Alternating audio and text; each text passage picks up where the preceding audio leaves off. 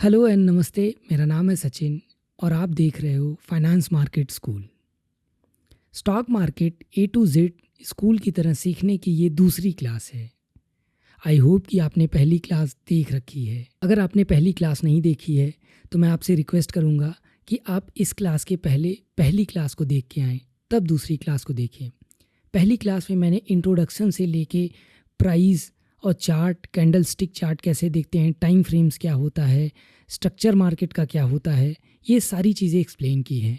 तो जब आप उस क्लास को देख के आओगे तो ये दूसरी क्लास में थोड़ी सी एडवांस लेवल की चीज़ें पढ़ाऊँगा, तब आपको बेहतर तरीके से समझ में आएगा। तो ज़्यादा टाइम ना वेस्ट करते हुए मैं दूसरी क्लास स्टार्ट करता हूँ।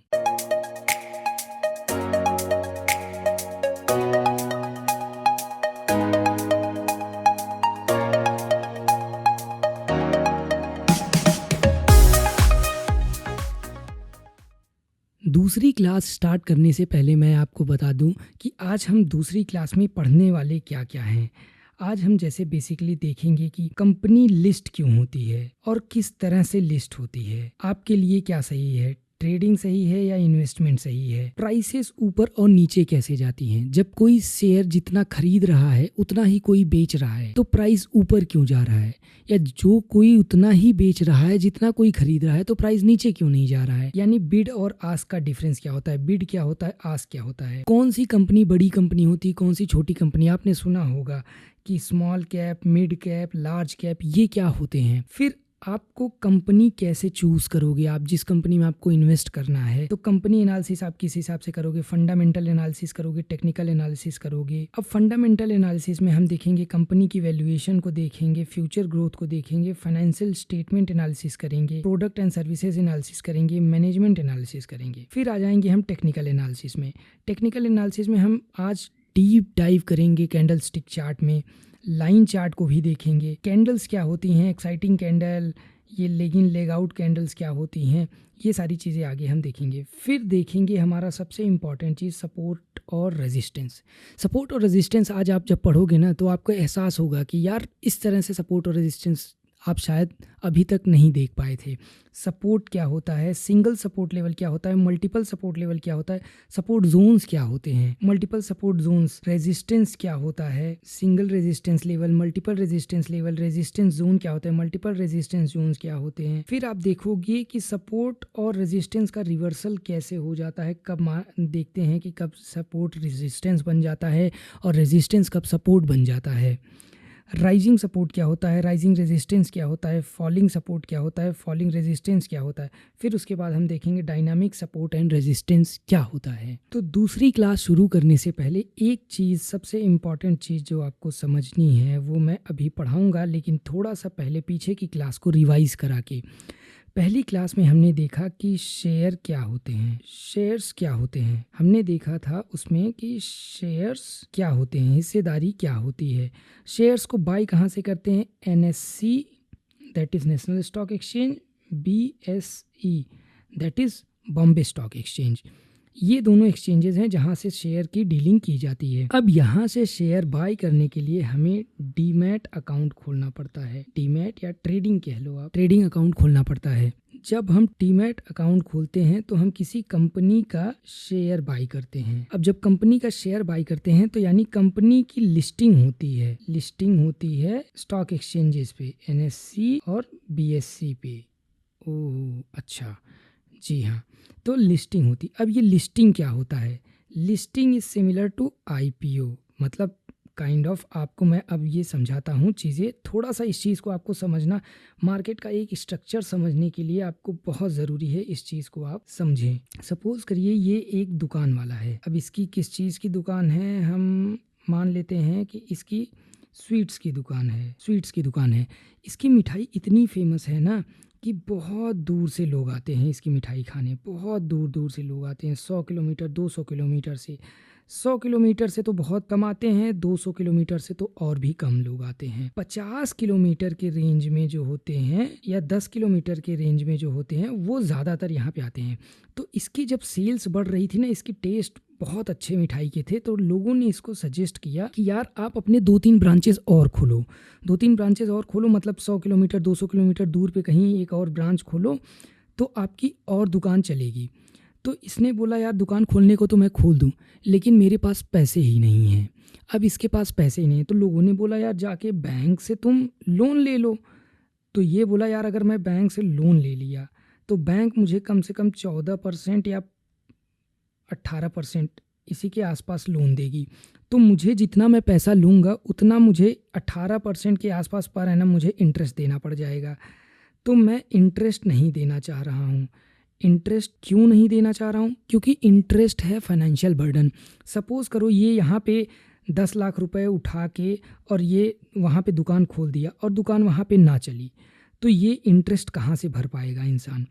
तो इसलिए इसने कहा कि अगर चलो ठीक है, अगर आप लोग इतना बोलते हो तो मैं अपने क्लोज लोगों से कुछ पैसे ले लेता हूँ, उनको बोल दूंगा कि आप मेरी दुकान में हिस्सेदारी ले लेना। तो ये गया अपने 2-3 दोस्तों के पास गया उनसे पैसे लेने के लिए। तो इसके दोस्त लोग बोले कि मैं तुझे पैसे दूंगा, तो अब पैसे मतलब मैं दूंगा तो तू मुझे उसके रिटर्न में क्या देगा? इसने बोला कि प्रॉफिट जितना होगा, जितना तू पैसा दिया रहेगा उसी की रेशियो में हम शेयर करेंगे। तो फिर इसने अपने दोस्तों को बोला कि अगर तुम लोग आज मुझे पैसा दे देते हो तो मैं तुम लोगों को शेयर इशू कर दूंगा, शेयर इशू करूंगा अपनी इस दुकान का।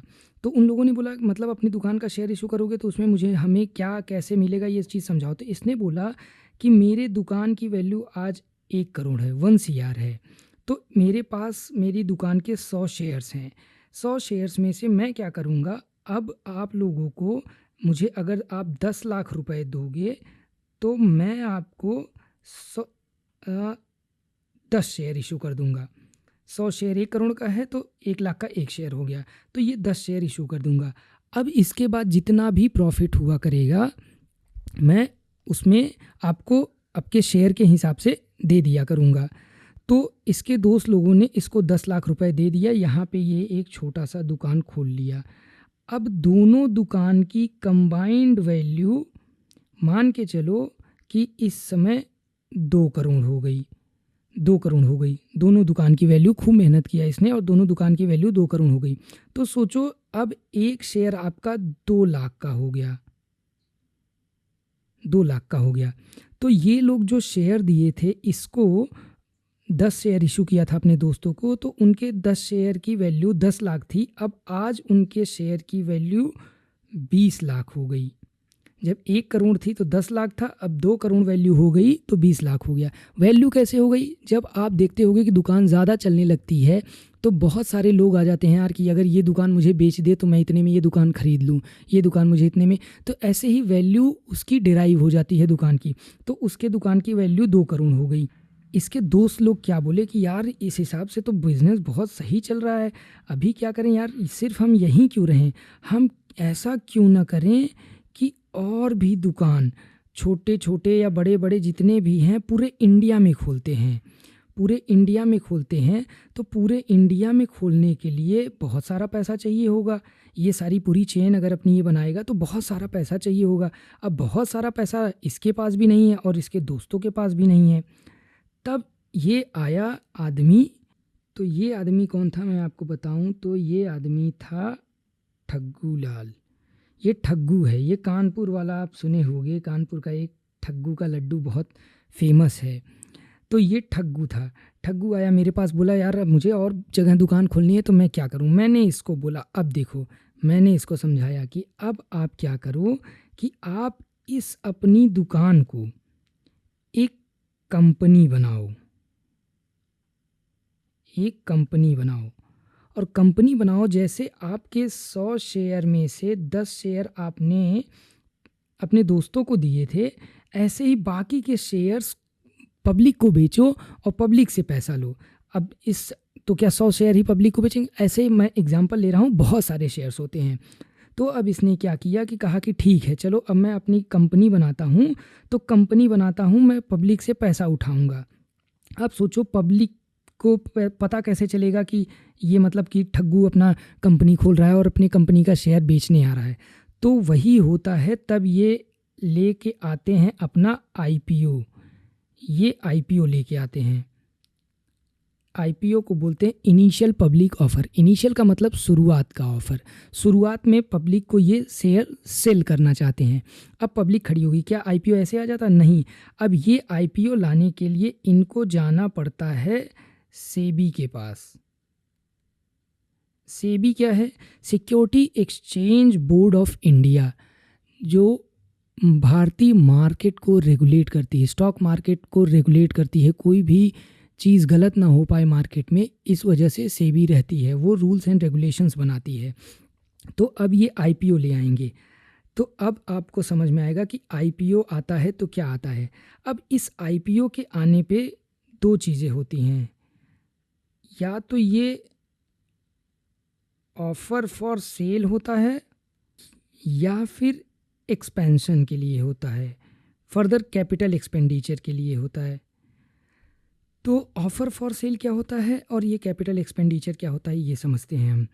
ऑफ़र फॉर सेल होता है कि अब जैसे ये अपने शेयर्स को इशू किया था, जो अपने 10 शेयर इशू किया था अपने दोस्तों को, तो उसमें से कोई दोस्त होगा ना जो शायद बोल रहा होगा कि यार अब हो गया, बहुत पैसा कमा लिया मैं, जितनी वैल्यू हो रही है मेरे शेयर बेच दो, तुम मेरे भी शेयर बेच दो, अपने भी अगर कुछ बेचने हैं तो बेच दो, मुझे पैसा दे दो। तो मतलब वो एग्ज़िट ले रहा है, इस कंपनी को बड़ा करके अब वो एग्ज़िट ले रहा है। तो वो ऑफ़र फॉर सेल होता है। जैसे जितने शेयर बिक रहे हैं वो सारे ऑफ़र फॉर सेल हैं या ऑफ़र फॉर कैपिटल एक्सपेंडिचर के लिए कंपनी रेस कर रही है पैसा। तो ये रीजंस होते हैं आईपीओ के। तो अब सपोज़ करो कि ये आ रहा है अपना एक्सपेंशन करने के लिए, तो अब ये क्या करेगा, ये शेयर्स इशू करेगा कंपनी के अपने पब्लिक को, लेकिन उसके पहले इसको सेबी को अपना प्रॉस्पेक्टस देना पड़ेगा। अभी मैं बहुत डीप में इसको नहीं बता रहा हूँ, क्योंकि बहुत डीप में बाद में पढ़ने में काम आएगा जब हम फंडामेंटल एनालिसिस कर रहे होंगे किसी कंपनी का, लेकिन ये अंडरस्टैंडिंग के लिए ज़रूरी है। तो मैं आपको थोड़ा थोड़ा बता के चल रहा हूँ, और आपको बहुत नहीं समझ में आ रहा है तो आप डरिएगा मत, बाकी आगे मैं इसको और भी डीप में समझाऊंगा, लेकिन अभी जो ज़रूरी है वो आप समझ लो।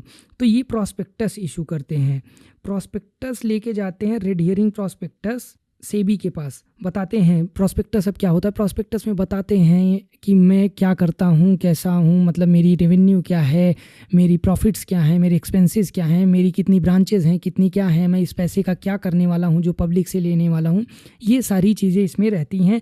उसी में बुक बिल्डिंग होती है, प्राइस डिसाइड होता है कि कितने प्राइस पे इशू किया जाएगा, कितने प्राइस पे कंपनी अपना शेयर दे रही है, अब उसको कितने लोग किस पैसे पे ख़रीदने के लिए तैयार हैं। सपोज़ करो कंपनी 50 रुपए में इशू करना चाह रही है, लेकिन उसको क्या करते हैं लोग 100 रुपए 200 रुपए में ख़रीदने के लिए तैयार हैं। तो बुक बिल्डिंग होती है, ये सारी चीज़ें होती हैं, ये मैं आगे बताऊंगा जब इसकी ज़रूरत पड़ेगी। तो अब ऐसे ही जाती है ये कंपनी, आईपीओ अपना लेके आती है। तो अब आईपीओ लेके आती है तो जाती है कहाँ पे, एनएससी और बीएससी के पास में। एनएससी और बीएससी, एनएससी और बीएससी पे अब पैसा लगाते हैं कौन? देखो इधर से कंपनी है, ये अब कंपनी बन चुकी है, और इधर कौन है, इधर पैसा, इधर कंपनी पैसा लेने वाली है और इधर कंपनी को पैसा देने वाले हैं। तो यहाँ कंपनी को पैसा देने वाले कौन कौन से हैं? यहाँ पे अब कंपनी को पैसा देने के लिए आपके FII हैं, ये क्या है अभी बताता हूँ, DII हैं, रिटेल इन्वेस्टर हैं, जो कि हम लोग कहे जाते हैं रिटेल इन्वेस्टर्स हैं। अब ये FII क्या होता है, फॉरेन इंस्टीट्यूशनल इन्वेस्टर्स होते हैं, और DII क्या होता है, डोमेस्टिक इंस्टीट्यूशनल इन्वेस्टर।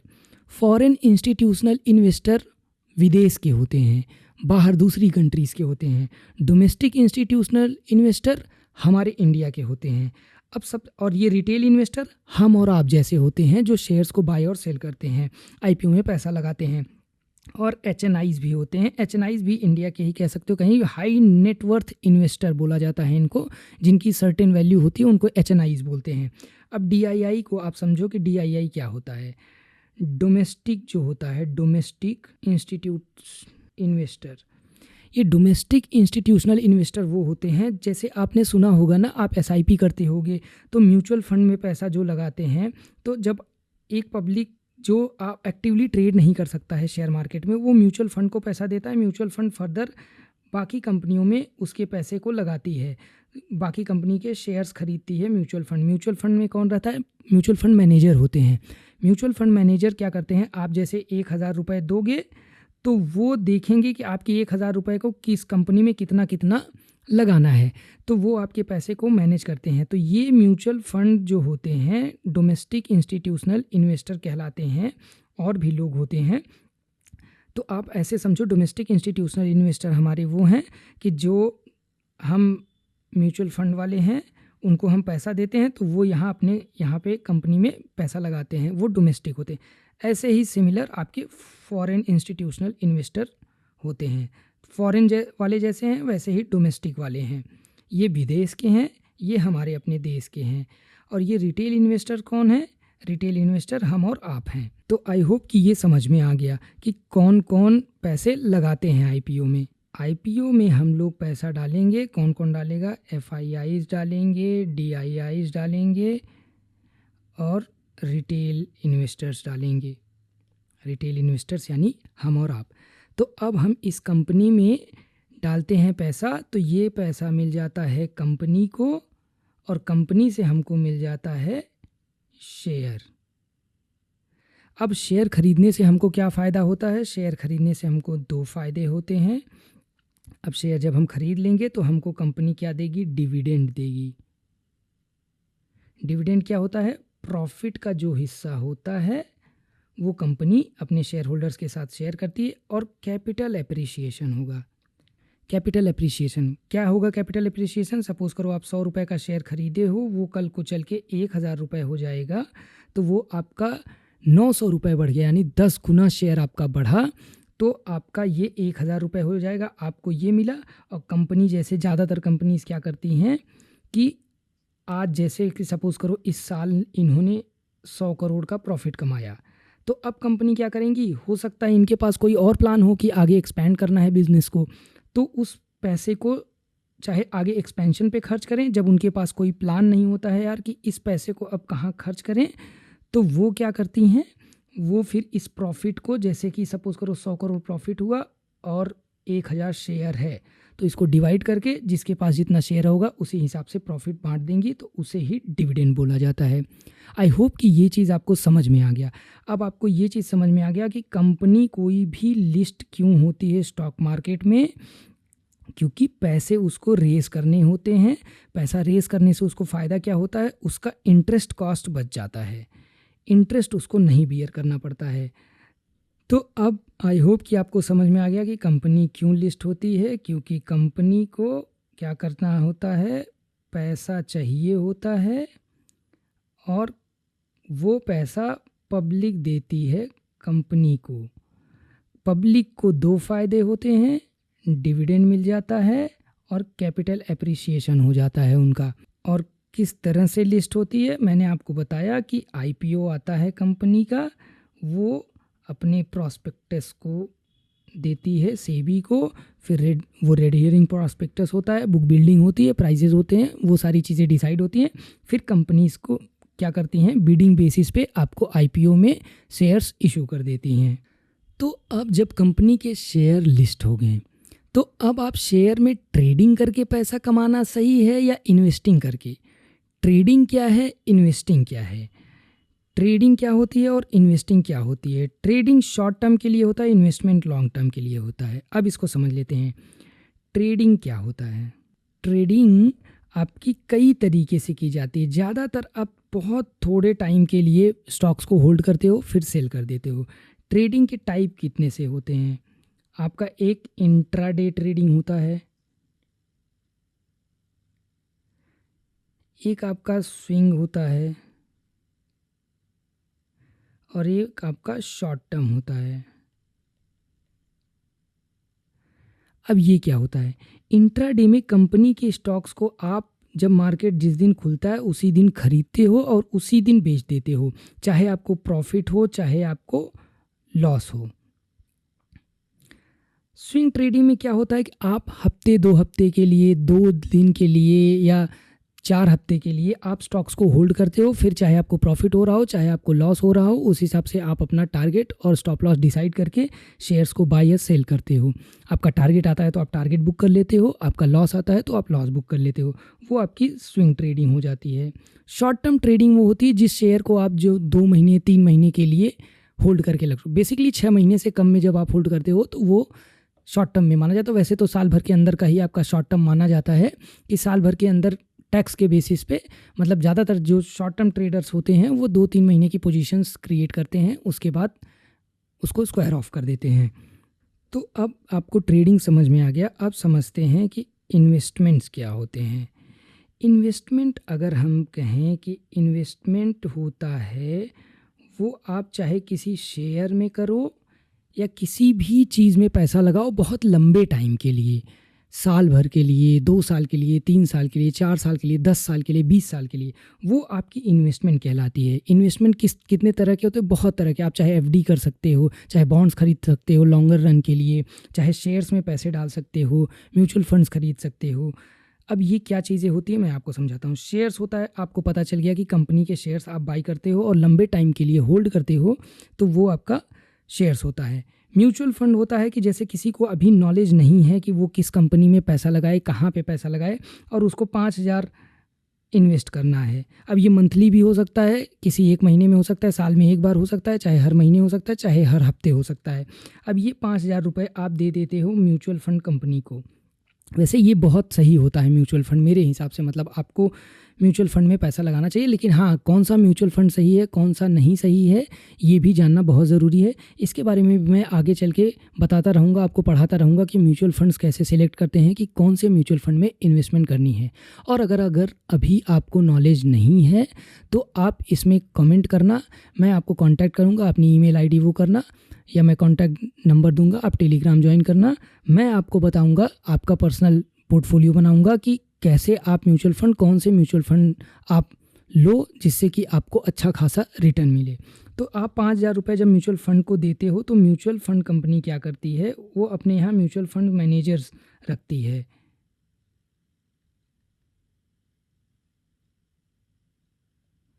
ये म्यूचुअल फंड मैनेजर होते हैं, आपके 5,000 को कितनी कंपनियों में लगाने हैं, कहाँ कहाँ कितना पैसा लगाना है, वो डिसाइड करते हैं कि कितना पैसा कहाँ पे लगाना है। तो वो आपके पैसे को मैनेज करते हैं, वो उनको आइडिया होता है। ये ज़्यादातर MBAs होते हैं, CAs होते हैं, तो इनको नॉलेज होती है कि किस कंपनी के शेयर में पैसे लगाने हैं, किस कंपनी में नहीं लगाने हैं। बहुत तरह के म्यूचुअल फंड्स आते हैं, डेट फंड के आते हैं, गोल्ड्स के आते हैं, बहुत सारी चीज़ों का मिक्स कर देते हैं कि वैरायटी ऑफ म्यूचुअल फंड हैं। तो आप जब जानोगे तो समझ में आ जाएगा। ETF क्या होते हैं? अब ETF आपके होते हैं एक्सचेंज ट्रेडेड फंड होते हैं। अच्छा, एक्सचेंज ट्रेडेड फंड क्या है? आपको याद होगा मैंने बताया था कि NSE और BSE ये क्या है? दुकान है। नहीं भाई, दुकान नहीं बोलते हैं, ये है स्टॉक एक्सचेंजेस। ये स्टॉक एक्सचेंजेस हैं। तो जैसे ही आप म्यूचुअल फंड खरीदते हो ना, तो वैसे ही ETFs होते हैं जो ट्रेड होते हैं। जैसे कि अगर ये म्यूचुअल फंड कंपनी ने किसी 10 कंपनी में पैसा लगाया है, वैसे ETF का भी होता है कि 10 कंपनी या 100 कंपनी में पैसे लगे हुए हैं, तो उस ETF की वैल्यू क्या है, उस वैल्यू के बेसिस पे इसके भी ETFs ट्रेड हो रहे होते हैं, काइंड ऑफ जैसे शेयर ट्रेड होता है। तो ये सारे आपके इन्वेस्टमेंट ऑप्शंस होते हैं। आप ये सारी चीज़ें इन्वेस्टमेंट इस तरह से कर सकते हैं। इन्वेस्टमेंट ज़्यादातर आपका लॉन्गर रन का होता है और लॉन्गर रन में आपको ज़्यादातर प्रॉफिट होता है। ये थोड़ा सा आपका लेस रिस्की होता है, ये बहुत हाई रिस्की होता है। तो शुरुआत करने के लिए आपको हमेशा म्यूचुअल फंड से होके जाना चाहिए, बाद में आप सीखते रहो, सीखते सीखते फिर खुद से शेयर में ट्रेड करना चाहिए। तो अब हम जानते हैं कि शेयर का प्राइस बढ़ता कैसे है। जब कोई शेयर को बाय कर रहा होता है तो प्राइस बढ़ जाता है, जब कोई सेल कर रहा होता है तो प्राइस गिर जाता है। ऐसा ही होता है क्या? नहीं, थोड़ा सा और डीप में समझते हैं कि जब जितने लोग शेयर बाय कर रहे हैं उतने ही लोग तो शेयर्स को सेल कर रहे हैं, वरना कहीं हवा में तो खरीद नहीं रहे हैं। तो जितने लोग सेल कर रहे हैं उतने ही लोग बाय कर रहे हैं, तो प्राइस ऊपर कैसे जा रहा है? और जितने ही लोग बाई कर रहे हैं उतने ही लोग सेल कर रहे हैं, तो प्राइस नीचे क्यों जा रहा होता है? अब हम समझते हैं बिड आस्क का डिफरेंस क्या होता है, प्राइस कैसे ऊपर जाता है, कैसे नीचे जाता है। सपोज़ करो कि एक शेयर 500 रुपये में ट्रेड कर रहा है। अब ये शेयर 500 रुपये में ट्रेड कर रहा है। एक तरफ मैं कहता हूँ कि सेलर बैठे हैं और एक तरफ बैठे हैं बायर। अब छोटे छोटे कॉन्सेप्ट में ऐसे आपको बताने चलता हूँ। तो अब सपोज़ करो एक कंपनी का शेयर 500 रुपये पे है। अब कंपनी में कोई ख़राब न्यूज़ आ गई है, तो अब ये सेलर क्या कर रहा है, कह रहा है यार 500 रुपये में किसी को शेयर लेना हो तो ले ले। तो ये आदमी कह रहा है कि नहीं यार, मुझे पता है कि अभी ये 490 रुपये में आएगा और ये 500 रुपये में बेच रहा है। ये मतलब बिड कर रहा है कि भैया मुझे 490 में देना हो तो दे दो, और ये आस्क कर रहा है, पूछ रहा है कि कोई 500 में लेगा क्या, कोई 500 रुपये में शेयर लेगा क्या। तो सेलर बैठा है, बायर भी बैठा है। अभी तक ये शेयर का प्राइस 500 है, ऑर्डर किसी का भी एग्जीक्यूट नहीं होगा। कोई 480 पे लेने के लिए बैठा है, कोई बोल रहा है कि यार 450 रुपये आएगा शेयर, आज निगेटिव न्यूज़ है। तो कोई यहाँ पे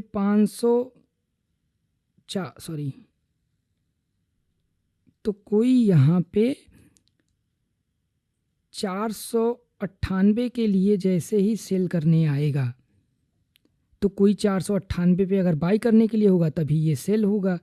तो जो सेल कर रहा होता है वो आस्क कर रहा होता है, और जो बाई करने के लिए बैठा होता है वो बिड कर रहा होता है। अब सेलर को डर लग रहा है कि यार अरे यार मैं नहीं बेचूंगा तो कोई और आ जाएगा। तब तक ये 500 में नहीं बेच रहा था, एक बंदा आया, उसने बोला भाई ये 490 में खड़ा है ना, तू मेरे से ले ले। 490 में ये बेच दिया। तो मतलब झुका कौन? झुका सेलर झुका, और बायर नहीं झुका। तो मतलब ये डेस्परेट हो चुका है सेल करने के लिए, शेयर के 490 में ही बेच देता हूँ। और जैसे ही इसने 490 में बेचा तो प्राइस अब आपका क्या आ जाएगा, 490 आ जाएगा। 490 आपका प्राइस आ जाएगा।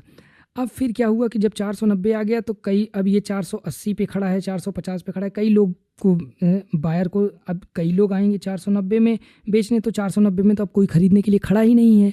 तो अब कोई आएगा इसमें जो 480 में भी बेचने के लिए तैयार हो जाएगा। तो 480 में इसका ऑर्डर एग्जीक्यूट हो जाएगा।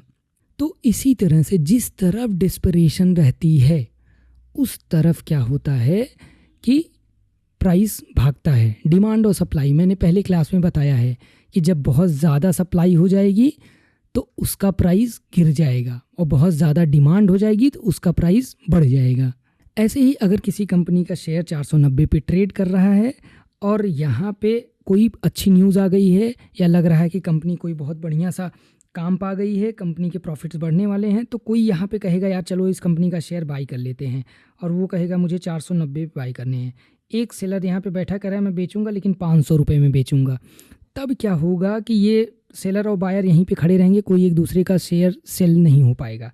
अब बायर को क्या लग रहा है कि यार 500 में भी चलो ये दे रहा है तो ले लेता हूँ, कहीं 550 ना हो जाए, 520 ना हो जाए तो ज़्यादा हो जाएगा, तो मैं इससे 500 पे ले लूँगा। जैसे ये 500 पे लेगा, ये आपका शेयर प्राइस 500 रुपये हो जाएगा। फिर कोई आएगा कहेगा यार मुझे 500 रुपये में शेयर चाहिए। अब यहाँ पे कोई 510 रुपये में बेचने के लिए खड़ा हुआ है। अब ये 500 रुपये वाला रुका रहेगा, कहेगा यार मुझे 500 में दे दो, ये बोलेगा नहीं। फिर 510 में ये ख़रीद लेगा कि यार चलो बहुत ज़्यादा ऊपर ना चला जाए प्राइस, कहीं छूट ना जाए। फोमो हो जाता है कई लोगों को। फोमो मतलब क्या होता है? FOMO, fear of missing out, मतलब कि मैं मिस कर गया यार, शेयर नहीं खरीद पाया, इसीलिए फोमो में लोग फिर बाई करने लगते हैं। अब ये प्राइस हो गया। तो आपको एक चीज़ समझ में आ गई होगी कि शेयर के प्राइस बढ़ते या घटते हैं बिड और आस्क के डिफरेंस के बेसिस पे, डिमांड और सप्लाई के बेसिस पे। तो हमने ये सीख लिया कि बिड आस्क के डिफरेंस से ही प्राइस ऊपर और नीचे जाता है। बिडिंग कौन करता है? जो बाई कर रहा होता है, और आस्क कौन करता है? जो सेल कर रहा होता है। अब जैसे जो सेल कर रहे होते हैं उनको शॉर्ट सेलिंग भी बोलते हैं।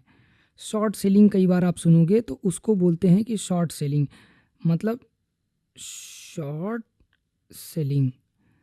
इसमें क्या होता है कि इंट्राडे में भी कई लोग शॉर्ट सेलिंग कर देते हैं कि शेयर अभी सेल कर देंगे और मार्केट क्लोज होने से पहले बाई कर लेंगे, और जो इंट्राडे में बाई करने आए होते हैं वो बाई करते हैं और फिर मार्केट क्लोज होने से पहले सेल कर देते हैं।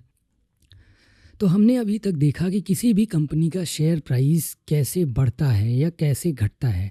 अगर बहुत ज़्यादा सेलर्स डेस्परेटेड हैं कंपनी के शेयर्स को बाई सेल करने के लिए, तो कंपनी का शेयर प्राइस गिरने लगता है, और बहुत सारे बायर्स अगर डेस्परेट हैं बाई करने के लिए, तो कंपनी का प्राइस शेयर का बढ़ने लगता है। तो अब हम आ जाते हैं अपने अगले पॉइंट में, जहाँ पे हम देखेंगे कौन सी कंपनी मिड कैप है, कौन सी कंपनी लार्ज कैप है, कौन सी कंपनी स्मॉल कैप है, ये किस बेसिस पे डिसाइड किया जाता है।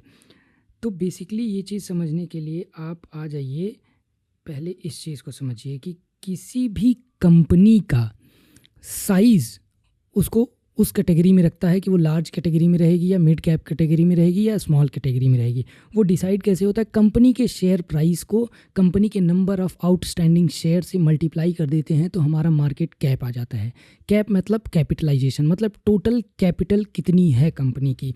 जैसे एग्जांपल के लिए अगर हम लें, तो किसी कंपनी के पास 1300 रुपये की उसकी शेयर की वैल्यू है और उसके पास 1000 शेयर आउटस्टैंडिंग है, तो टोटल हो जाएगा, बोला जाएगा कि इस कंपनी की वैल्यू 13 लाख है। टोटल कंपनी वैल्यू 13 लाख है। तो इसी बेसिस पे जितना भी कंपनी का वैल्यूएशन होता है निकाला जाता है कि कंपनी का कैपिटलाइजेशन कितना है। जैसे अगर किसी भी कंपनी का क्या करेंगे हम, शेयर प्राइस को मल्टीप्लाई कर देंगे नंबर ऑफ शेयर से। इसको मल्टीप्लाई करेंगे तो हमें क्या मिलेगा, कैपिटलाइजेशन।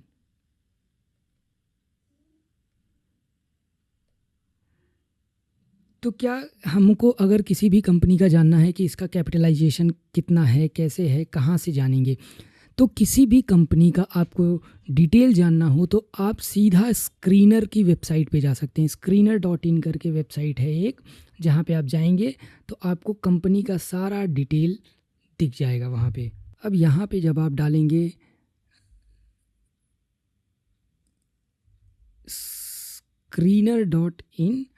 screener.in डालेंगे तो यहाँ पे आपको सारी चीज़ें दिख जाएंगी। अब यहाँ पे आप ये screener.in की वेबसाइट है, ये आप देख लीजिए, और यहाँ पे सर्च फॉर कंपनी जो दिया है यहाँ पे आपको सर्च करना है। तो जैसे रिलायंस ज़्यादातर लोग जानते हैं, तो रिलायंस को मैं सर्च करूँगा और रिलायंस का डिटेल देखूँगा।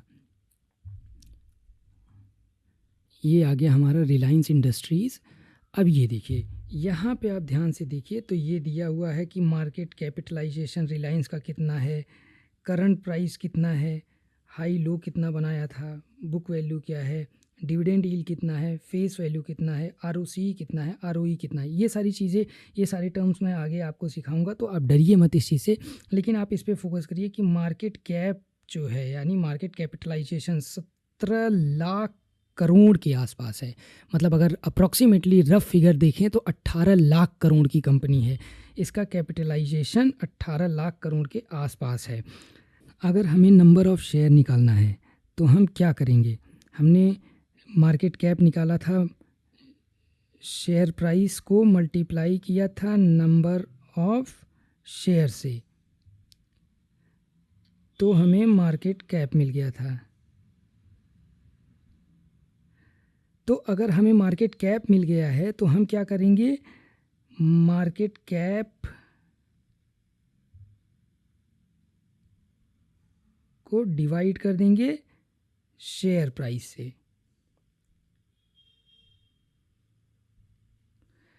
तो हमारा आ जाएगा नंबर ऑफ शेयर्स।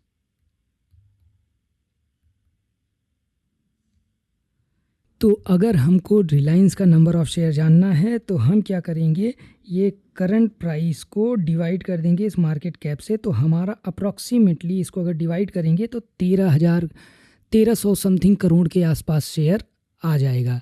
1300 करोड़ के आसपास, 1300 के आसपास आ जाएगा। तो आप निकाल लीजिएगा अपने से, अगर आपको जानना हो कि कितना रिलायंस का शेयर है।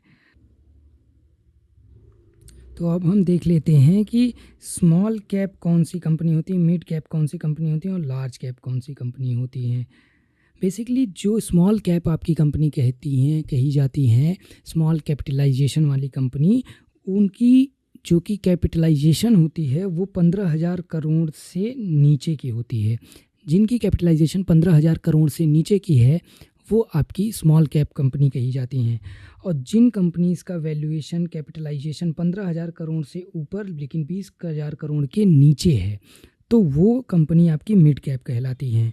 और 20,000 करोड़ से ऊपर की जो भी कंपनियां होती हैं उनको लार्ज कैप कंपनीज़ कहा जाता है। तो अब इस हिसाब से आप देख के आए हैं अभी मेरे साथ कि लार्ज कैप में आएगा रिलायंस या मिड कैप में या स्मॉल कैप में, आपके हिसाब से किस में आएगा रिलायंस। तो रिलायंस अगर सही पूछो तो आना चाहिए लार्ज कैप में। क्यों?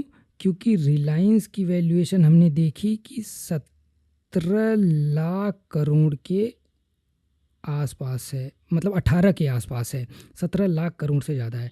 और हमारा कैटेगरी को लार्ज कैटेगरी में रखने का कितना अमाउंट था, थ्रेशोल्ड कितना था, 20,000 करोड़। 20,000 करोड़ अगर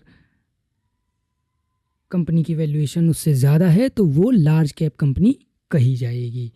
तो आई होप कि आपको समझ में आ गया है कि लार्ज कैप कंपनीज की कैपिटलाइजेशन कितनी होती है।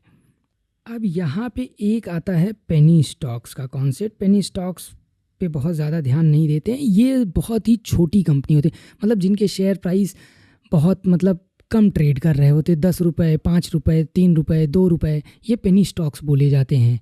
ऐसा ज़रूरी नहीं है कि पेनी स्टॉक्स मतलब कि इनके प्राइजेस 100 रुपये नहीं हो सके। बेसिकली फंडामेंटली बहुत वीक कंपनीज़ होती हैं ये।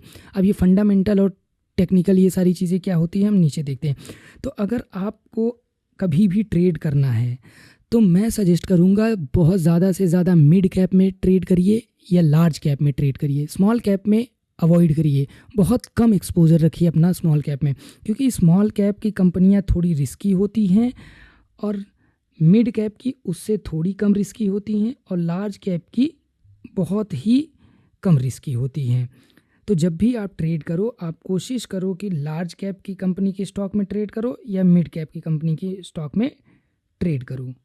तो अब सवाल आ जाता है कि जब आप कोई भी कंपनी के शेयर में पैसा डालने जा रहे हो तो किस बेसिस पे कंपनी को सिलेक्ट करोगे। तो कंपनी को सिलेक्ट करने का क्राइटेरिया होता है आपका, कंपनी एनालिसिस करते हो जो आप, वो होता है फंडामेंटल एनालिसिस या टेक्निकल एनालिसिस होता है आपका। फंडामेंटल एनालिसिस और टेक्निकल एनालिसिस क्या होता है? फंडामेंटल एनालिसिस आप बहुत डीप डाइव करते हो कंपनी के फाइनेंशियल स्टेटमेंट्स में, मैनेजमेंट में, प्रोडक्ट एनालिसिस में, ये सारी चीज़ें होती हैं। और टेक्निकल एनालिसिस में क्या होता है, आप बहुत सारे टेक्निकल पैरामीटर्स को देखते हो, जैसे चार्ट्स को देखते हो, मूविंग एवरेजेस देखते हो, पी देखते हो, ये सारी चीज़ें देखते हो। फंडामेंटल का भी ये पार्ट होता है और आप यहाँ पे RSI वगैरह सारी चीज़ें देखते हो। तो फंडामेंटल और टेक्निकल दोनों ही अलग हैं। मैं ज़्यादा फोकस करूँगा टेक्निकल एनालिसिस कराने में अभी स्टार्टिंग में आपको, फिर बाद में फंडामेंटल को एकदम डीपली समझाऊँगा। तो इसलिए पहले टेक्निकल इसलिए समझना है कि इसमें चार्ट वगैरह ये सारी चीज़ें आ जाती हैं आपकी, तो आपको समझने में थोड़ा सा आसान होता है। फंडामेंटल के बारे में मैं आपको ओवरव्यू देता हुआ चलूँगा। फंडामेंटल एनालिसिस में हम क्या एनालिसिस करते हैं, हम कंपनी की वैल्यूएशन का एनालिसिस करते हैं। जैसे अभी हमने देखा ना कि मार्केट कैपिटलाइजेशन कितनी है, तो फंडामेंटल एनालिसिस करते हुए पहला ही हमारा आ गया कि हमें लार्ज कैप में इन्वेस्ट करना है पैसा, तो लार्ज कैप को हम सेलेक्ट कर लेंगे। कंपनी वैल्यूएशन, अब ये कंपनी वैल्यूएशन आपको मैंने निकाल के दिखाया कि एक कंपनी का शेयर प्राइस, मार्केट प्राइस जो करंट शेयर का था, करंट मार्केट प्राइस था शेयर का, उसको मल्टीप्लाई कर देते हैं नंबर ऑफ शेयर से, उससे वैल्यूएशन निकल आता है। बहुत सारे वैल्यूएशन के मेथड होते हैं। DCF मेथड होता है आपका, डिस्काउंटेड कैश फ्लो मेथड होता है। ये क्या होता है, कैश फ्लोज, मतलब कैश फ्लो कंपनी के कितने आ रहे हैं, कितने आने वाले हैं, आने वाले सालों में फोरकास्ट किया जाता है, इस बेसिस पे किया जाता है। ये भी बहुत डीप रिसर्च होता है किसी भी कंपनी को सिलेक्ट करने का। फ्यूचर ग्रोथ देखा जाता है। फ्यूचर ग्रोथ मतलब कि देखते हैं कंपनी आगे क्या ग्रो करने वाली है, आगे आने वाले चेंजेस से कंपनी डील कैसे करने वाली है। उसके बाद हम एनालिसिस करते हैं financial statement analysis. Financial statement analysis क्या होता है, कंपनी का रिजल्ट होता है। फाइनेंशियल स्टेटमेंट में आपकी बैलेंस शीट आ जाती है, प्रॉफिट एंड लॉस अकाउंट आ जाता है, ये बैलेंस शीट आती है, प्रॉफिट एंड लॉस अकाउंट आता है, कैश फ्लो स्टेटमेंट आ जाता है, EPS आपका, PE रेशियो और रिटर्न ऑन इक्विटी, ये सारी चीज़ें आपकी यहाँ फाइनेंशियल स्टेटमेंट से देखी जाती हैं। बैलेंस शीट में आपकी एसेट्स और लाइबिलिटी दिखाई जाती है। अब डरिएगा मत, अभी ये सारी चीज़ें आपको इतना समझने की ज़रूरत नहीं। पहले आप टेक्निकल पार्ट को क्लियर कर लेंगे, उसके बाद ये फंडामेंटल पार्ट अपने आप आपको समझ में धीरे धीरे आना स्टार्ट हो जाएगा जब आप प्रॉपर लेक्चर देखते रहेंगे। तो बैलेंस शीट होता है कंपनी की एसेट्स और लाइबिलिटी। एसेट्स एंड लाइबिलिटी क्या होती है, ये सारी चीज़ें मैं फंडामेंटल पढ़ाते टाइम आपको बताऊंगा। बैलेंस शीट में प्रॉफिट एंड लॉस में कंपनी प्रॉफिट कितना रिपोर्ट की है इस साल या लॉस रिपोर्ट की है। कैश फ्लो स्टेटमेंट होता है आपका कि कंपनी के पास कितने पैसे आए और कंपनी ने कितने पैसे खर्च किए। अब कंपनी खर्चा भी करती है, जी हाँ। अब जैसे कंपनी के पास पैसा आया, कंपनी ने रेवेन्यू जनरेट किया, तो उस रेवेन्यू को जनरेट करने में कंपनी के खर्चे भी तो हुए होंगे ना। कि सपोज़ करो कोई भी प्रोडक्ट बेच रही है कंपनी, तो उस कंपनी के प्रोडक्ट को बेचने में सेलिंग कॉस्ट आई होगी, कंपनी ने एम्प्लॉयज़ को हायर किया है, कंपनी ने एम्प्लॉयज़ को सैलरी दिया, तो ये सारे परफॉर्मेंस का रिजल्ट आपका दिखाता है प्रॉफिट एंड लॉस अकाउंट। और कैश फ्लो स्टेटमेंट में दिखाता है कि कितना कंपनी ने लोन लिया, कितने कंपनी ने एसेट्स एक्वायर किए, कितने कंपनी ने नए शेयर्स इशू किए। ये सारी चीज़ें आपकी कैश फ्लो स्टेटमेंट बताती है। ऐसे ही आ जाता है product and services analysis. Product and services analysis में आप क्या करते हो कि देखते हो कि कंपनी जो प्रोडक्ट बेच रही है, जो प्रोडक्ट बना रही है, जो सर्विसेज प्रोवाइड कर रही है कंपनी, उसका फ्यूचर है कि नहीं है, आगे चल के ये कितना सस्टेन कर पाएगी, ये जो प्रोडक्ट बना रही है इसका डिमांड लॉन्गर रन में कितना ज़्यादा रहने वाला है। तो ये सारी चीज़ें जब आप प्रोडक्ट और सर्विस का एनालिसिस करते हो कंपनी का, तब आपको पता चलता है कि हाँ यार, ये कंपनी तो ग्रोइंग है या ग्रोइंग नहीं है। ऐसे ही आप मैनेजमेंट एनालिसिस करते हो। अब सोचो किसी भी कंपनी का मैनेजमेंट एनालिसिस क्यों किया जाता है। सपोज़ करो मैनेजमेंट में जो आदमी बैठा हुआ है वही ईमानदार ही नहीं है और वो आलसी है, वो किसी भी काम में, ना किसी भी मैनेजमेंट मीटिंग में, ना बोर्ड मीटिंग में, किसी में भी जा ही नहीं रहा है, तो कंपनी आगे ग्रो कैसे करेगी। कंपनीज़ को क्या चैलेंजेस आ रहे हैं, क्या स्ट्रेटजी डेवलप करनी है, ये सारी चीज़ें मैनेजमेंट पे डिपेंड करती हैं। और मैनेजमेंट बहुत कॉम्पिटेंट है ही नहीं, तो फिर वो कंपनी के ग्रो करने के चांसेस कम होते हैं। तो ये सारी चीज़ें जब एनालाइज करके आप किसी भी कंपनी के स्टॉक्स को ख़रीदते हो, तो वहाँ पे आपके लॉस होने के चांसेस बहुत कम होते हैं। तो अब हम आ जाते हैं अपने टेक्निकल एनालिसिस के पार्ट पर कि यानी टेक्निकल एनालिसिस क्या होता है। टेक्निकल एनालिसिस में बेसिकली हम कैंडल स्टिक चार्ट देखते हैं, कुछ लोगों को ज़्यादातर लाइन चार्ट समझ में आता है तो लाइन चार्ट देखते हैं। Exciting candle, pattern of zone क्या होता है, ये सारी चीज़ें अब हम आगे देखते हैं। तो ये है हमारा candle stick chart. Candle stick chart ये क्या बता रहा है कि एक एक कैंडल जो भी है आपकी, ये कैंडल आपको मैंने बताया था पिछली वाली क्लास में, आप अगर नहीं देखें हैं तो ज़रूर देख के आइए कि ग्रीन कैंडल कैसे बनता है या रेड कैंडल कैसे बनता है। ये ग्रीन कैंडल है, ये आपका ओपन यहाँ हुआ और क्लोज़ यहाँ हुआ, हाई इसने यहाँ पे लगाया, लो इसने यहाँ पे लगाया, तो ये आपकी ग्रीन कैंडल हो गई। ऐसे ही मैंने आपको बताया था कि रेड कैंडल जो होती है, ये रेड कैंडल आपकी ओपन यहाँ हुई होगी, क्लोज़ यहाँ हुई है, लो और हाई इसका ये है। तो ये कैंडल स्टिक चार्ट होता है। तो अगर हम ये देखें कि हमारा क्या कैंडल का क्या टाइम फ्रेम चल रहा है, अगर टाइम फ्रेम आप ध्यान से देखो तो ये टाइम फ्रेम होता है, ये टाइम फ्रेम है 1 आवर का ये दिखा रहा है। मतलब क्या कह रहा है कि पिछले 1 घंटे में प्राइस यहाँ पे ओपन हुआ था और यहाँ पे उसने लो लगाया और यहाँ पे उसने हाई लगाया और यहाँ पे उसने क्लोजिंग दी। ओपन, क्लोज, हाई और लो, ये ओपन हो गया, ये आपका क्लोज हो गया, ये हाई हो गया, ये लो हो गया। कैंडल स्टिक चार्ट जहाँ पे ग्रीन होता है वो नीचे ओपन होता है, ऊपर क्लोज होता है और हाई उसका वो होता है और लो इसका नीचे होता है। अब ये जो हाई और लो के बीच में, क्लोज और हाई के बीच में ये है कैंडल का, इसको विक बोलते हैं, विक बोला जाता है। ये कैंडल का विक होता है। ये किसी में भी आपको हर में दिख रहा होगा, यहाँ पे आप देखो ये सारे विक्स हैं। विक आप कैंडल, जो आपका पहले कैंडल आता था उसमें आप देखिए जो बाती होती थी, जो जलता था, तो उसे विक बोला जाता है। तो वही ये कैंडल में भी होता है। कैंडल में मैं बहुत ज़्यादा टाइम नहीं देने वाला हूँ क्योंकि मैंने कैंडल स्टिक को पहले ही समझा दिया है कि कैंडल स्टिक कैसे होता है। तो अब सबसे बड़ी बात आ जाती है कि कैंडल स्टिक चार्ट में ये 1 घंटे में है, तो ये 1 घंटे का बता रहा है। अगर हम इसे देखें तो ये देखते हैं कि ये देखो मल्टीपल टाइम्स के चार्ट हमें दिख रहे हैं। 1 मिनट का चार्ट है, ये देखो आप 3 मिनट का चार्ट है, 5 मिनट का चार्ट है, 10 मिनट का चार्ट है, 15 मिनट का चार्ट है, आधे घंटे का चार्ट है, 45 मिनट का चार्ट है, 90 मिनट का चार्ट है, 1 घंटे का चार्ट है, 2 घंटे का चार्ट है, 3 घंटे का चार्ट है, 4 घंटे का चार्ट है, 6 घंटे का चार्ट है, 12 घंटे का चार्ट है, एक दिन का चार्ट है, 1 वीक का चार्ट है, 2 वीक का चार्ट है। ये फॉरेक्स का चार्ट है, इसलिए थोड़ा सा इसमें ज़्यादा दिया है। अपने इंडियन मार्केट में भी ऐसे मल्टीपल टाइम फ्रेम पे आपको ये चार्ट्स दिख जाते हैं। तो अब हमें इन चार्ट्स का फ़ायदा क्या होता है? तो अब अगर हम 1 घंटे का कोई भी टाइम फ्रेम लगाए हैं तो एक कैंडल यहाँ पे 1 घंटे की होगी। तो अगर हमने कोई भी जिस टाइम फ्रेम का हम चार्ट लगाए होंगे वो टाइम फ्रेम बता रहा होगा कि हमारी वो कैंडल उतने टाइम की होगी।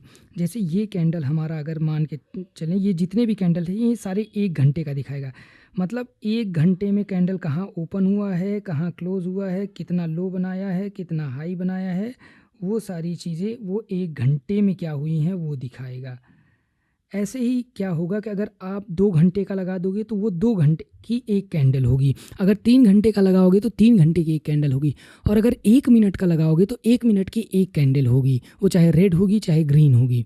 ऐसे ही अगर 1 दिन का लगाओगे तो 1 दिन का वो कैंडल होगी कि आज मार्केट कितने पे खुला था, कितना ऊपर गया, कितना नीचे आया, कितने पे क्लोज़ हुआ। तो अब टाइम फ्रेम का क्या फ़ायदा होता है? टाइम फ्रेम का फ़ायदा ये होता है कि आपकी ट्रेडिंग स्ट्रेटजीज़ आपके टाइम फ्रेम पे डिसाइड होती हैं। जैसे कि जो इंट्राडे ट्रेडिंग करते हैं ज़्यादातर वो लोग 15 मिनट का चार्ट देखते हैं और 5 मिनट का चार्ट देखते हैं। स्कैल्पर्स जो होते हैं आधे घंटे के लिए 2 घंटे के लिए ट्रेडिंग जो करते हैं वो 1 मिनट से 3 मिनट का चार्ट देखते हैं। और जो थोड़ा सा लंबा स्विंग ट्रेडिंग करने आते हैं वो 1 दिन का चार्ट देखते हैं। और ज़्यादातर लोग जो इन्वेस्टिंग करने आते हैं वो 1 हफ्ते का चार्ट देखते हैं। 1 हफ्ते का चार्ट में क्या होगा, यानी एक ही कैंडल बनेगी पूरे 1 हफ्ते में, तो वो दिखाएगा कि इस हफ्ते में प्राइस यहाँ पे ओपन हुआ था, यहाँ पे क्लोज़ हुआ था, यहाँ से इसने हाई बनाया, यहाँ से लो बनाया। अब जैसे हम यहाँ पे देख लेते हैं कि हमारा प्राइस 1 हफ्ते वाला कैसे चार्ट दिखता है। ये हम लगाते हैं 1 वीक का चार्ट। ये देखिए ये 1 वीक का चार्ट है। अब ये क्या बता रहा है कि ये बोल रहा है कि ये वीक के स्टार्टिंग में यहाँ पे ओपन हुआ था, यहाँ पे क्लोज़ हुआ और यहाँ पे नीचे तक इतना लो बनाया। मतलब वीकली निगेटिव है ये स्टॉक। आप इसको देखना मत, ये इथेरियम है। मैं इंडियन स्टॉक्स को इसलिए नहीं दिखा रहा हूँ कि वहाँ पे रिस्ट्रिक्शंस हैं स्टॉक्स के करंट डेटा दिखाने में, सेबी उस पर एक्शन ले सकती है। तो आपको हर कंपनी का चार्ट ऐसा ही होगा। तो आप क्या देख रहे हैं इससे मत देखिए, आप कैंडल को समझिए कि कैंडल क्या बताती है। तो ये पूरे 1 हफ्ते का आपको कैंडल बताएगी कि क्या चीज़ें आपकी ओपन हुई, कितने पे क्लोज़ हुई, कितना लो लगाया, कितना हाई लगाया। तो ये हो गया आपका वीकली चार्ट। अगर जैसे शॉर्ट टर्म के लिए ट्रेडिंग जो करता है वो डेली चार्ट देखता है। अब ये डेली चार्ट क्या कह रहा है कि डेली चार्ट ये कह रहा है कि ये एक यानी 15 जून को, ये ध्यान से आप देखो तो ये बोल रहा है कि 15 जून को मार्केट यहाँ पे ओपन हुआ था, यहाँ पे लो लगाया इसने, यहाँ पे क्लोज़ हुआ है, ये इसका हाई है। ये डेली चार्ट है। अब ये कैंडलस्टिक चार्ट होता है, इसमें मल्टीपल पैरामीटर्स आपको दिख जाते हैं, इसीलिए ज़्यादातर लोग कैंडलस्टिक चार्ट देखते हैं। अब यहाँ पे अब ये देखो आपको बहुत सारे ऑप्शंस मिलते हैं चार्ट्स देखने के। अगर आप यहाँ पे देखोगे तो ये देखो बार चार्ट है, कैंडल चार्ट है, हॉलो चार्ट है, कैंडल हॉलो कैंडल्स चार्ट है, वॉल्यूम कैंडल है, हाई लो क्लोज बार्स है, ये लाइन चार्ट है। बहुत सारे चार्ट्स तो मुझे भी नहीं पता हैं और इनकी ज़रूरत भी नहीं पड़ती है कि आप क्यों यूज़ करेंगे जब आपके पास सबसे अच्छा कैंडलस्टिक चार्ट है। लाइन चार्ट को कुछ लोग अभी भी रेफ़र करते हैं। तो आप ये देख सकते हैं कि ये लाइन आपका लाइन ऐसे दिखाता रहता है कि ये देखो इस दिन का ये यहाँ पे है 15 जून का, यहाँ पे प्राइस था और आज 16 जून पे भी यहाँ पे वो कर रहा है। ये ऐसे लाइन चार्ट से आप देखेंगे तो स्टॉक आपको ऐसे समझ में आ रहा है कि निगेटिव है, गिरा हुआ है स्टॉक। तो ये लाइन चार्ट होता है। सबसे बेस्ट जो चार्ट होता है वो कैंडल स्टिक चार्ट होता है मेरे हिसाब से। मतलब मैं भी यूज़ करता हूँ, मैंने ज़्यादातर लोगों को कैंडल स्टिक चार्ट यूज़ करते हुए देखा है। तो अगर आप कैंडल स्टिक चार्ट देखते हो तो ये मेक श्योर करना ज़रूरी हो जाता है कि आप हर एक कैंडल की कहानी को बहुत अच्छे से समझो, क्योंकि हर कैंडल कुछ ना कुछ कहता है। क्यों कुछ ना कुछ कहता है कि अगर हम ये 1 मिनट का कैंडल अगर लगा दें तो ये आप देखिए कि कैसे प्राइस ऊपर नीचे हो रहा है। आप ध्यान से देखते रहो कि प्राइस कैसे ऊपर से नीचे हो रहा है। यहाँ पे ये देखो 1 मिनट का कैंडल क्लोज़ हो गया, यहाँ पे ओपन हुआ था, अब ये देखो अब कैंडल ओपन हो चुका है। अब ये प्राइस नीचे आ रहा है, नीचे की तरफ आ रहा है, देखते रहेंगे। अभी 1 मिनट बाद ये कैंडल क्लोज़ हो जाएगा। अब ये प्राइस ओपन यहाँ पे हुआ है, और अगर ओपन यहाँ पे होने के बाद अगर ये नीचे क्लोज़ हुआ तो रेड बनेगा, अगर ऊपर क्लोज़ हुआ तो ग्रीन बनेगा। और ओपन और लो, ओपन और हाई दोनों, हाई और लो क्लोज़, सारी चीज़ें आपको इसी चार्ट पे भी दिखती रहेंगी। ये 1 मिनट का प्राइस बता रहा है। ये देखिए, ये ओपन यहाँ पे होके क्लोज़ अब यहाँ कहीं नीचे हो रहा है, तो ये रेड कैंडल बन गया, क्योंकि ऊपर ओपन हुआ, क्लोज़ नीचे हो गया। फिर इसके बाद जैसे ये क्लोज़ होगा दूसरा कैंडल स्टार्ट हो जाएगा। ये देखिए यहाँ पे ये लो लगाया यहाँ पे, अब ये देखो ये नीचे ही जाता चला जा रहा है। तो चार्ट ऐसे ही काम करता है कैंडल स्टिक का। तो हर एक कैंडल को समझना हमारे लिए बहुत ज़रूरी होती है। जैसे आप देखोगे ना, ये कैंडल तो बड़ा छोटा सा दिख रहा है, मतलब इसकी बॉडी बहुत कम है, इसको बॉडी बोलते हैं, और इसको विक ज़्यादा बोलते हैं। ये कैंडल की बॉडी बहुत ज़्यादा है, इस कैंडल की बॉडी बहुत ज़्यादा है, इस कैंडल की बॉडी अजीब सी है, इसको हैमर बोलते हैं, इन्वर्टेड हैमर, हैमर होता है, डोजी कैंडल होता है। ये सारे मल्टीपल कैंडल्स होते हैं, इसके बारे में भी मैं आगे बताता रहूँगा। तो सबसे पहले आपको लेके चलता हूँ, कैंडल से रूबरू कराता हूँ कि कैंडल्स क्या कहते हैं, हर एक कैंडल क्या कहता है। तो अब हम आ जाते हैं कि ग्रीन कैंडल कैसे बनता है, और ग्रीन कैंडल कैसे बनता है, और रेड कैंडल कैसे बनता है। अब ये देखते हैं कि ग्रीन कैंडल आपका ओपन नीचे होता है, ये आपका ओपन नीचे हुआ, ये आपका क्लोज है, और ये आपका ओपन है, और ये आपका लो लगाया था इसने, ये आपका हाई लगाया। इसको बॉडी बोलते हैं और इसको विक बोलते हैं, ये विक होता है। ऐसे ही रेड कैंडल का आपका ओपन ऊपर होता है और क्लोज आपका नीचे होता है, ये आपका लो होता है, ये आपका हाई होता है। इसको पूरे को बॉडी बोलते हैं और इसको आपको विक बोलते हैं। तो एक कैंडल ऐसे बनती है। अब ये देखिए, ये मैंने बहुत सारे कैंडल्स बनाए हुए हैं, बहुत सारे कैंडल्स बनाए हुए हैं। इन कैंडल्स का क्या कहना है, अब ये देखिए, जैसे इस कैंडल की बॉडी ज़्यादा है, इस कैंडल की बॉडी ज़्यादा है, इस कैंडल की बॉडी और विक दोनों ऑलमोस्ट बराबर लग रहे हैं। इस कैंडल का न बॉडी समझ में आ रहा है ज़्यादा है या कैंडल है, इसको हम मेज़र करते हैं। ये सारी कैंडल्स हैं, तो एक एक कैंडल को समझाता हूँ। अब हमें समझना है कि एक्साइटिंग कैंडल क्या होती है। एक्साइटिंग कैंडल वो होती है जिस कैंडल की बॉडी पार्ट 50% से ज़्यादा हो। 50 मतलब 51 हो गया तो वो एक्साइटिंग कैंडल बोली जाएगी। हाँ, एग्जैक्टली बोली जाएगी, देखने से ही समझ में आ जाएगा। कभी कभी एग्जैक्ट 50% होगा तो आपको देखने से समझ नहीं आएगा, तो आपको ओपन और लो जो कैंडल का होगा, ओपन और लो को आप देखना कि ओपन और क्लोज और टोटल ओपन और हाई, या ग्रीन कैंडल है तो लो और हाई को टोटल मेज़र करना और ओपन और क्लोज के प्राइस को मेज़र करना, तो आपको पता चल जाएगा कि बॉडी कितनी परसेंटेज है। ज़्यादातर केसेस में आपको देखने से समझ में आ जाएगा। अगर कैंडल की बॉडी जैसे ये है, ये 50% से ज़्यादा लग रही है, तो ये आपकी एक्साइटिंग कैंडल है। एक्साइटिंग कैंडल क्या रेड ही होगी, ग्रीन नहीं होगी? ग्रीन भी होगी, जी हाँ। अगर ग्रीन में सोचिए कि ये ऐसे छोटा सा लगा हुआ है तो ये ग्रीन है बॉडी, क्योंकि इसकी ज़्यादा है। अब इसमें ये देखिए, इसमें आपको मेज़र करना पड़ सकता है कि यार बॉडी ज़्यादा है या विक ज़्यादा है, तो ये एक्साइटिंग कैंडल होगी या नहीं। अगर 50% से ज़्यादा है तो होगी, 50% से ज़्यादा नहीं है तो नहीं होगी। अब जैसे कभी कभी क्या होगा कि बॉडी भी बड़ी होगी, आपको लगेगा यार बॉडी तो बड़ी है तो ये एक एक्साइटिंग कैंडल ही होगी, नहीं, हो सकता है उसका ओपन और हाई और लो बहुत ज़्यादा बड़ा हो। जैसे इस केस में देखेंगे तो ज़्यादातर बॉडी छोटी है, 50% से कम है, तो ये एक्साइटिंग कैंडल नहीं मानी जाएगी। अब क्या इसको एक्साइटिंग कैंडल मानेंगे? जी हाँ, बिल्कुल मानेंगे, क्योंकि 50% से ज़्यादा इसकी बॉडी है। इसको क्या एक्साइटिंग कैंडल मानेंगे? नहीं। ये क्या है, ये आपको ऐसे हैमर जैसा नहीं दिख रहा है, हथौड़ा जैसा, तो ये इन्वर्टेड हैमर होते हैं। ये हैमर है, इन्वर्टेड हैमर आपका ऐसे ये नीचे की तरफ होगा, ये इन्वर्टेड हैमर हो जाता है, रेड में बनता है। ये सारे कैंडल्स कब कहाँ बनते हैं तो काम करते हैं, ये आगे जब आप चीज़ें सीख जाएंगे तब आपको चीज़ें और भी अच्छे से समझ में आना स्टार्ट हो जाएंगी। तो हमने देखा कि एक्साइटिंग कैंडल क्या होती है। एक्साइटिंग कैंडल वो होती है जिनकी की बॉडी पार्ट 50% से ज़्यादा हैं, उनको एक्साइटिंग कैंडल बोलते हैं। अब ये क्या है, red red green candle, red green green candle, ये सारी चीज़ें क्या दी हुई, अब इसको एक एक करके समझते हैं। एक होता है कॉन्सेप्ट आपका ड्रॉप, फिर बेस, फिर रैली। रैली, ये ड्रॉप बेस रैली क्या है, ये प्राइस आपको रेड वाला गिरा हुआ नहीं लग रहा है तो ये इसको ड्रॉप बोलेंगे, और ये बेस कैंडल फॉर्म किया है, ये प्राइस गिरा है तो ये ड्रॉप हो गया आपका, और ये यहाँ पे थोड़ा सा प्राइस रुका तो ये बेस कैंडल हो गया, फिर उसके बाद प्राइस ऊपर चला गया यानी रैली कर गया, तो ये ड्रॉप बेस रैली हो गया। बेस में क्या रेड बनेगा या ग्रीन बनेगा, कोई भी कैंडल बन सकता है, चाहे ग्रीन बने चाहे रेड बने। क्या बेस में एक ही कैंडल बनते हैं, नहीं, 2-3 बन सकते हैं। ज़्यादातर हम 6 कैंडल्स को बेस रैली कंसिडर करते हैं। ज़्यादातर टाइम में अगर हम ड्रॉप बेस निकाल रहे हैं, ये हमारा काम आता है जब हम डिमांड जोन और सप्लाई जोन निकाल रहे होंगे आगे चल के, तब ये हमारा कॉन्सेप्ट काम आता है। तो ये क्या हुआ, ये ड्रॉप हुआ, ये बेस बनाया, ये फिर रैली हो गई, ये ड्रॉप बनाया, ये बेस बनाया, ये रैली हो गई। मुझे पता है बहुत से लोगों को अभी कुछ ना कुछ चीज़ें इतना समझाने के बाद भी डाउट आएगा, तो जो जो चीज़ें जेन्युइन हैं तो वो आ सकती है डाउट, आप बिल्कुल कमेंट करिएगा।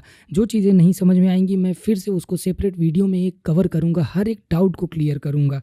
तो जो चीज़ें आपको ना समझ में आए, तो ड्रॉप बेस रैली मेरे हिसाब से आपको क्लियर हो जाना चाहिए कि ये प्राइस गिरा, ड्रॉप हुआ, ये बेस बनाया, थोड़ा रुका, फिर ऊपर चढ़ गया, ड्रॉप बेस रैली। और ज़्यादातर हम ये देखेंगे कि एक्साइटिंग कैंडल बननी चाहिए ड्रॉप बेस रैली में, एक्साइटिंग कैंडल ही हैं ये। क्या बेस में सिर्फ रेड गिरा है तो रेड ही बने, नहीं, रेड है उसके बाद भी ये ग्रीन बना है या रेड बन सकता है, फिर ये ग्रीन बना, but drop base rally opposite होनी चाहिए। अब हमने देखा कि ड्रॉप बेस रैली, तो क्या इसका अपोजिट क्या हो सकता है कि अगर यहाँ पे जैसे आपका ये एक second, let me change the colour, ये आपका ड्रॉप बना, ये आपका बेस बना, और फिर ये आपकी रैली वाली कैंडल बनी। आप ये समझ लेना कि ये कैंडल ही मैं बना रहा हूँ, तो ये रैली हो गई। तो अब इसका एक अपोजिट तो ऐसा भी हो सकता है ना कि ये आपका रैली हुआ, फिर आपका ये बेस बना, ये कोई भी रेड भी कैंडल हो सकता है और ग्रीन भी कैंडल हो सकता है, फिर ये बेस 2 कैंडल बन गया, फिर आपकी क्या हुई, ड्रॉप हो गई। ये चीज़ हम ये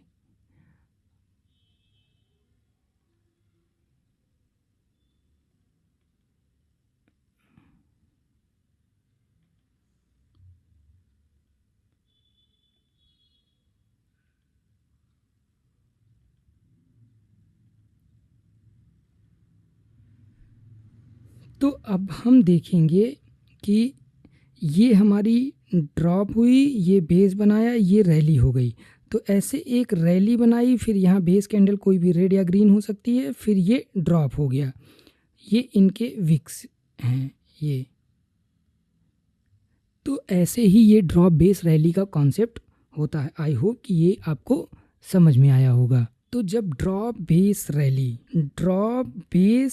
हुई, ड्रॉप बेस रैली हुई, तो ऐसा भी तो हो सकता है ना कि प्राइस ड्रॉप करे, फिर बेस बनाए, फिर ड्रॉप कर जाए, तो इसको क्या बोलते हैं, ड्रॉप बेस ड्रॉप। यानी ये ड्रॉप हुआ प्राइस, ये बेस बनाया और फिर ये ड्रॉप हो गया, DBD, ड्रॉप बेस रैली, फिर drop base drop, drop base rally ये है। अब चलो मैं थोड़े से क्वेश्चन पूछता हूँ, देखता हूँ आप लोगों को क्लियर है कि नहीं, कहाँ पे कैंडल है। ड्रॉप बेस ड्रॉप, ये है आपका drop base drop, drop base rally, drop base rally, drop base rally, ये हो गई। अब हम देखेंगे कि ये रैली बेस ड्रॉप, ऐसा भी तो हो सकता है ना कि एक ये रैली बनाए, फिर बेस बनाए, फिर रैली बना देगी ग्रीन कैंडल। अगर आपको ऐसे नहीं समझ में आ रहा तो फिर से मैं कैंडल बना के करता हूँ कि क्या ऐसे भी तो हो सकता है कि ये आपका बना रैली, फिर आपका एक बना बेस, फिर ये बन गई आपकी रैली। तो इस कॉन्सेप्ट को क्या बोलेंगे? Rally, base, rally. ये रैली हुई, फिर बेस बनाया, फिर रैली हो गई। अब बेस में ग्रीन ही कैंडल नहीं होगा, हो सकता है रेड कैंडल भी बने, तो इस चीज़ का आप ध्यान देना। अब जिनको ये चीज़ें क्लियर हो गई हैं तो उनको मैं आगे लेके चलूँगा सपोर्ट और रेजिस्टेंस पे। वो समझना बहुत ज़रूरी होता है। और अगर जिसको नहीं समझ में आया, मैं कहता हूँ कि आपसे रिक्वेस्ट करता हूँ फिर से एक बार इसको बैक करके आप देखोगे तो आपको ये एकदम बहुत अच्छे से समझ में आ जाएगा कि rally base rally, rally drop, rally base drop, drop base rally, ये सारी चीज़ें कैंडल्स में क्या होती हैं। ये ऐसा कुछ होता नहीं है, बस एक कॉन्सेप्ट है। आगे चार्ट्स को समझने के लिए ये बहुत ज़रूरी होता है, बेस बिल्डिंग के लिए बहुत ज़रूरी होता है, इसलिए मैंने ये आपको बताया। तो अब हम देखेंगे, तो हमने देख लिया कि एक्साइटिंग कैंडल क्या होती है, pattern of zone, leg in and leg out, ये क्या होता है, ड्रॉप बेस रैली क्या होती है, ड्रॉप बेस ड्रॉप क्या होता है, रैली बेस ड्रॉप क्या होता है, रैली बेस रैली। ये सारे कॉम्बिनेशन आपने देख लिया और नहीं समझ में आया तो एक बार फिर से आप देखिए, आपको बिल्कुल समझ में आ जाएगा। तो सपोर्ट और रेजिस्टेंस आप बस एक ऐसे लाइन खींच देते होगे, आपको लगता होगा कि ये सपोर्ट हो गया, ये रेजिस्टेंस हो गया। क्या कभी ये चीज़ आपने देखा है कि सिंगल सपोर्ट लेवल क्या होता है, मल्टीपल सपोर्ट लेवल क्या होता है, सपोर्ट जोन्स क्या होते हैं, मल्टीपल सपोर्ट जोन क्या होता है। ऐसे ही हम देखेंगे कि रेजिस्टेंस में सिंगल रेजिस्टेंस लेवल क्या होता है, मल्टीपल रेजिस्टेंस लेवल क्या होता है, रेजिस्टेंस जोन क्या होते हैं, मल्टीपल रेजिस्टेंस जोन्स क्या होते हैं। तो आ जाते हैं हम देखने के लिए कि सपोर्ट और रेजिस्टेंस कैसे ड्रॉ करते हैं, क्या होता है ये सपोर्ट और रेजिस्टेंस। तो मैं अब आपको दिखाता हूँ कि सपोर्ट और रेजिस्टेंस ड्रॉ कैसे किया जाता है। सपोर्ट किसे ड्रॉ किया जाता है? सपोर्ट उसे बोलते हैं कि जहाँ पे आके प्राइस सपोर्ट ले लेता है, मतलब कहीं गिरता हुआ आ रहा था प्राइस और उसने क्या किया कि सपोर्ट ले लिया। अगर आप ध्यान से देखो तो यहाँ पे प्राइस, ये देखो कि आपका ये गिरता हुआ वहाँ से आया है, ठीक है, और यहाँ पे आके इसने सपोर्ट ले लिया, यहाँ से प्राइस फिर ऊपर चला गया, तो ये हमारा सपोर्ट कंसीडर किया जाता है। सपोर्ट कंसीडर किया जाता है क्यों? क्योंकि यहाँ से प्राइस ऊपर चला गया। तो हम सपोर्ट और रेजिस्टेंस ड्रॉ कैसे करते हैं कि हमने देखा कि यहाँ से प्राइस गिरता हुआ, ये यहाँ से हाई बनाया, यहाँ से फिर प्राइस नीचे की तरफ आ गया, हल्का सा पुल बैक लिया, फिर ये यहाँ पे आया, फिर ऐसे ही ऊपर पुल बैक ले रहा था, यहाँ पे ये इसका सपोर्ट बन गया। फिर यहाँ के बाद से आप देखोगे प्राइस ये ऊपर की तरफ जाता चला गया। तो अब हम यहाँ पे आते हैं, ये देखिए यहाँ पे आएंगे जब भी हमको सपोर्ट ड्रॉ करना होगा किसी भी चार्ट पे, तो हम यहाँ पे जाएंगे और सपोर्ट ड्रॉ करने के लिए हम यहाँ पे एक ऐसे इसको क्लिक करेंगे तो यहाँ हमें दिखेगा ट्रेंड लाइन, दिखेगा रे, दिखेगा info line, extended line, trend angle, horizontal line, horizontal रे। हॉरिजॉन्टल लाइन हम यूज़ करते हैं सपोर्ट को ड्रॉ करने के लिए। तो हमने क्या किया, यहाँ पे एक हॉरिजॉन्टल लाइन ले लिया और इस प्राइस पे जहाँ पे आके ये सपोर्ट लिया था यहीं पे हमने ड्रॉ कर दिया। तो अब ये लाइन आगे जाके सपोर्ट का काम करेगी। इसका मतलब यहाँ है कि जब भी प्राइस यहाँ से आएगा ऊपर चला जाएगा। तो क्या ये गारंटी है कि ऊपर चला जाएगा? नहीं, ज़्यादातर टाइम सपोर्ट लेगा और कुछ टाइम ऐसा होगा कि ये प्राइस यहाँ से गिर जाएगा। अच्छा, चल के आगे देखते हैं क्या सच में इसने लिया है क्या सपोर्ट। नहीं, ये देखो यहाँ पे सपोर्ट को ब्रेक कर दिया है इसने और ये यहाँ पे अब इसके सपोर्ट के बाद फिर वापस जा रहा है। तो ये हमारा सपोर्ट होता है। अब रेजिस्टेंस क्या होता है? रेजिस्टेंस ये होता है कि जहाँ से प्राइस गिर जाता है, जैसे ये देखो यहाँ पे प्राइस आके फिर यहाँ से प्राइस गिर गया, अब ये रेजिस्टेंस बन गया, ये प्राइस पॉइंट रेजिस्टेंस बन गया। मतलब फ्यूचर में ये एक्सपेक्ट किया जाएगा कि यहाँ पे प्राइस जाके फिर से वापस गिर सकता है। तो क्या सच में प्राइस गिर ही जाता है? नहीं, हो सकता है कई बार उस रेजिस्टेंस को तोड़ के ऊपर निकल जाएगा और कई बार नहीं निकलेगा। तो ये अब हम देखते हैं कि यहाँ पे ये इसका रेजिस्टेंस लेवल था, तो हम एक हॉरिजॉन्टल लाइन लेंगे और इसके हॉरिजॉन्टल लाइन को रेजिस्टेंस बना देंगे। तो अब देखेंगे कि ये देखो यहाँ पे प्राइस इसके रेजिस्टेंस के आसपास ट्रेड करते करते करते करते ये नीचे गिर गया, सपोर्ट को भी इसने तोड़ दिया। तो हम ऐसे सपोर्ट और रेजिस्टेंस को ड्रॉ करते हैं। आप इस क्लास के बाद जाके चार्ट्स खोलकर बाकी सारे स्टॉक्स में सपोर्ट को ड्रॉ करिएगा। तो अब क्या होता है कि ये हॉरिजॉन्टल लाइन हो गया, ये आगे पीछे आप देखेंगे तो आपको दिखाता रहेगा। अब ऐसे यहाँ पे चल के देखते हैं, हमने वहाँ पे सपोर्ट ड्रॉ किया है तो कहीं पुराना सपोर्ट तो नहीं है यहाँ पे। ये देखिए यहाँ पे भी वो सपोर्ट काम किया कि ये सपोर्ट यहाँ पे आके प्राइस यहाँ से गिरा था, फिर यहाँ पे नीचे आके ये एक सपोर्ट यहाँ पे ले लिया। अब यहाँ पे आप एक ऐसे हॉरिजॉन्टल लाइन ड्रॉ कर सकते हो कि एक सपोर्ट यहाँ पे आ गया, फिर एक सपोर्ट ये यहाँ पे आ गया। तो ये आगे पीछे हॉरिजॉन्टल लाइन डालने के बाद आपका दोनों तरफ दिखता है। अब हॉरिजॉन्टल रे क्या होता है उसको बता देते हैं कि जैसे अब हम ड्रॉ करेंगे तो हॉरिजॉन्टल रे क्या होता है। ये हम अगर हॉरिजॉन्टल रे लेंगे तो ये इसके आगे की तरफ ड्रॉ करेगा। जैसे ये हमें यहाँ दिखा ना कि यहाँ प्राइस सपोर्ट लिया, ये सपोर्ट लिया, तो ये देखो यहाँ से आगे की तरफ हॉरिजॉन्टल, यहाँ पे प्राइस गिरते हुए आया था, ये सपोर्ट लिया था, तो हम ये हॉरिजॉन्टल रे को लगा देंगे तो ये आगे यहाँ पे दिखाता रहेगा कि ये सारी चीज़ें यहाँ पे आके सपोर्ट ले रही थी, ये प्राइसेस सपोर्ट ले रहे थे। तो ये हमारा सपोर्ट हो गया। अब हम आते हैं कि सिंगल सपोर्ट लेवल क्या होता है। यही जो हमने देखा, यही एक है कि हमने अगर एक लाइन न देखा होता, यही हमने ये देखा कि सिंगल सपोर्ट लेवल ये है। एक सिंगल सपोर्ट हमने यहाँ पे ड्रॉ किया और इसके बाद प्राइस ऊपर चला गया, तो ये हमारा सिंगल सपोर्ट लेवल हो गया।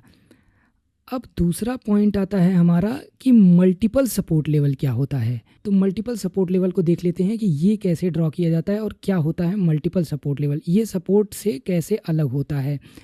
तो अब ये देखिए यहाँ पे हमने एक और हॉरिजॉन्टल रे कर दिया, ये देखो एक सपोर्ट लेवल यहाँ पे बन गया, एक सपोर्ट लेवल यहाँ पे बन गया, और अगर हम शायद पीछे जाएं तो ये देखो कि एक सपोर्ट लेवल आपका यहाँ पे बन गया है। तो ये मल्टीपल सपोर्ट लेवल हो गए, ये आपके मल्टीपल सपोर्ट लेवल। मतलब कि जब भी यहाँ पे प्राइस आएगा तब आप अलर्ट हो जाओगे, जब भी यहाँ पे प्राइस आगे चल के आएगा तब अलर्ट हो जाओगे, जब भी यहाँ आएगा तब अलर्ट हो जाओगे। आगे एक बार चल के देखते हैं कि क्या है।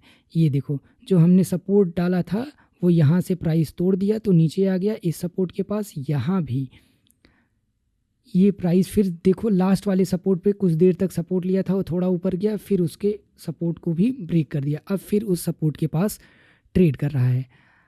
अब ये चीज़ जो आपको दिख रही है नीचे, ये चीज़, ये क्या चीज़ है, ये आपकी वॉल्यूम कहलाती है, ये वॉल्यूम कहलाती है। वॉल्यूम कहलाती मतलब क्या होता है, वॉल्यूम क्या होता है, वॉल्यूम की मतलब इस कैंडल के बनते टाइम जितने भी टाइम फ्रेम का रहेगा कि आज अगर एक दिन का ये कैंडल है तो इस कैंडल को ट्रेड होने में कितने वॉल्यूम्स ट्रेड हुए हैं। अगर ये देखोगे आप तो यहाँ पे ये वॉल्यूम की क्वांटिटी को दिखाएगा कि कितने वॉल्यूम्स ट्रेड हुए हैं। तो जितने ज़्यादा वॉल्यूम होते हैं प्राइस उतना कंफर्म माना जाता है जिस भी ट्रेंड में जा रहा होता है। तो हमने देख लिया single support level, multiple support level. अब सपोर्ट जोन देखेंगे और फिर उसके बाद देखेंगे सपोर्ट जोन्स क्या होते हैं। तो जब भी अगर प्राइस को हम देख रहे हैं तो जैसे ये कैंडल है, ये कैंडल का विक यहाँ तक आया है, इसको बॉडी पे सपोर्ट लगाएं या विक पे लगाएं, ज़्यादातर विक पे लगाया जाता है। लेकिन क्या प्राइस एक किसी पॉइंट पे ही सपोर्ट लेता है? नहीं, प्राइस का एक रेंज होता है। जैसे सपोज़ करो आप कि अभी ये स्टॉक आपका 1794 पे ट्रेड कर रहा है, तो क्या ज़रूरी है कि ये 155 पर सपोर्ट लेगा या इसी पे 1491 पे लेगा? नहीं, एक जोन होता है। जैसे यहाँ पे आप देखोगे कि यहाँ भी प्राइस आया है, फिर उसके बाद यहाँ पे, तो एक जोन ड्रॉ करते हैं। जोन हम कैसे ड्रॉ करते हैं कि ये ऐसे हम सपोर्ट जोन क्या होता है, हम एक जोन बनाते हैं, ये ऐसे इसको ड्रॉ करते हैं कि हमने एक जोन बना दिया है। इस जोन में प्राइस आएगा तो प्राइस यहाँ पे सपोर्ट लेने के चांसेस हो सकता है कि आपका प्राइस ये यहाँ पे सपोर्ट ले सकता है, यहाँ पे ले सकता है, यहाँ पे भी ले सकता है। तो ये जोन बन जाता है। तो सपोर्ट जोन ज़्यादातर जो सही काम करता है, मैं ज़्यादातर जितना देखता हूँ कि वो सपोर्ट जोन सही से काम करता है, ये आपका सपोर्ट जोन हो जाता है। अब ऐसे ही अगर आप ये देखोगे तो ये सिंगल सपोर्ट जोन हो गया। तो अब मल्टीपल सपोर्ट जोन के लिए क्या होगा, ऐसे ही पीछे चलेंगे, हम चार्ट के पीछे चलेंगे, अगर देखेंगे फिर ये देखिए यहाँ पे हम अगर ड्रॉ करेंगे तो इसको क्या करेंगे, हम ड्रॉ करने के लिए ये देखेंगे कि ये सपोर्ट जोन है हमारा।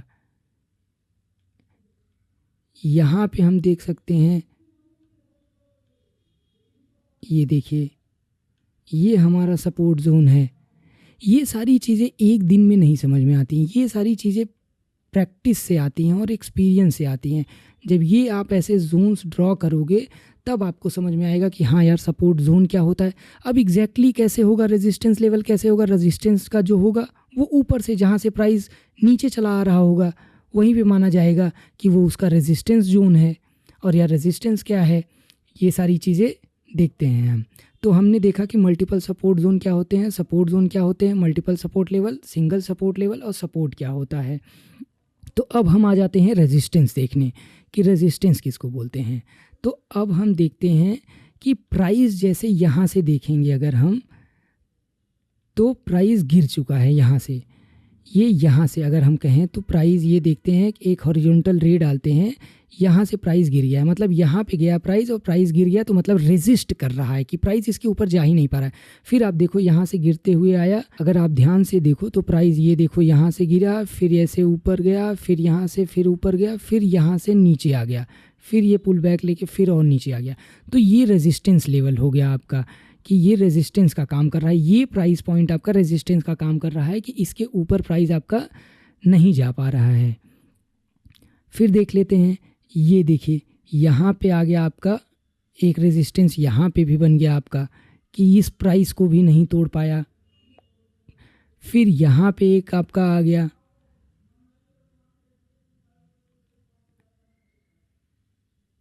फिर ये आपका बड़ा रेजिस्टेंस आ गया। तो अब हम देखते हैं कि रेजिस्टेंस में हमें क्या क्या पढ़ना था। हमें सिंगल रेजिस्टेंस लेवल देखना था, multiple resistance level, resistance zone, multiple resistance zone देखना था। तो हमने क्या क्या देखा यहाँ पे, ये देखते हैं कि ये यहाँ पे ये अगर रेजिस्टेंस हमने ड्रॉ किया, ये सिंगल रेजिस्टेंस लेवल है। ये देखो यहाँ भी रेजिस्टेंस है, यहाँ भी रेजिस्टेंस है, यहाँ भी रेजिस्टेंस। तो ये हमारे क्या हैं कि मल्टीपल रेजिस्टेंस लेवल हैं, ये मल्टीपल रेजिस्टेंस हैं। अब इसमें जैसे हमने देखा सपोर्ट जोन, वैसे ही फिर रेजिस्टेंस जोन भी होना चाहिए। तो अगर हम इसको एक प्राइस पॉइंट पे ले रहे हैं तो ये हमारा सपोर्ट लेवल हो गया। लेकिन आइडियली देखा जाए तो ये देखिए यहाँ से रेजिस्टेंस यहाँ से भी हो गया था, अगर आप ध्यान से देखो तो क्या इस पॉइंट पे आके रेजिस्ट किया प्राइस, नहीं, यहाँ से भी कर गया, थोड़ा सा यहाँ से भी कर गया, ऊपर चढ़ा। तो मल्टीपल लेवल होता है, तो इसीलिए कहा जाता है कि जोन्स ड्रॉ कर दिए जाते हैं। तो अगर आप देखोगे तो आप देखोगे ध्यान से, तो अगर हम ये रेजिस्टेंस का जोन ड्रॉ कर दें तो हमें पता चल जाता है कि प्राइस इतने के रेंज में से कहीं भी नीचे गिर सकता है, यहाँ से रेजिस्ट कर सकता है। अब ये सिंगल रेजिस्टेंस जोन हो गया। मल्टीपल रेजिस्टेंस जोन के लिए हमने क्या किया कि ये यहाँ भी हमें दिख रहा है, ये अगर हमें ध्यान से देखें यहाँ पे तो यहाँ भी जोन दिख रहा है, एक जोन, हमें एक जोन यहाँ पे ड्रॉ कर लिए। तो ये हमारे मल्टीपल रेजिस्टेंस जोन्स हो गए।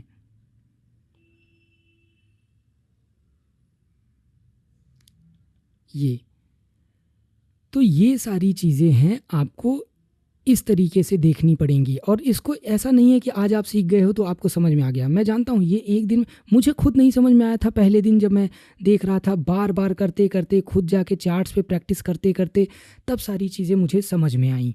तो इस तरह से जब आप चीज़ों को करते हो तब आपको चीज़ें सही से समझ में आती है। और ये क्लास जहाँ भी आपको डाउट आया हो आप बिल्कुल कमेंट करिए, मैं हर डाउट को किसी भी वीडियो में लेके आऊँगा, समझाऊँगा कि क्या डाउट है आपका, वो कैसे क्लियर करना है, वो सारी चीज़ें मैं देखूँगा। आप लेकिन अगर कहीं भी थोड़ा सा नहीं समझ में आया तो एक बार वीडियो को या टॉपिक को फिर से रेफ़र करो।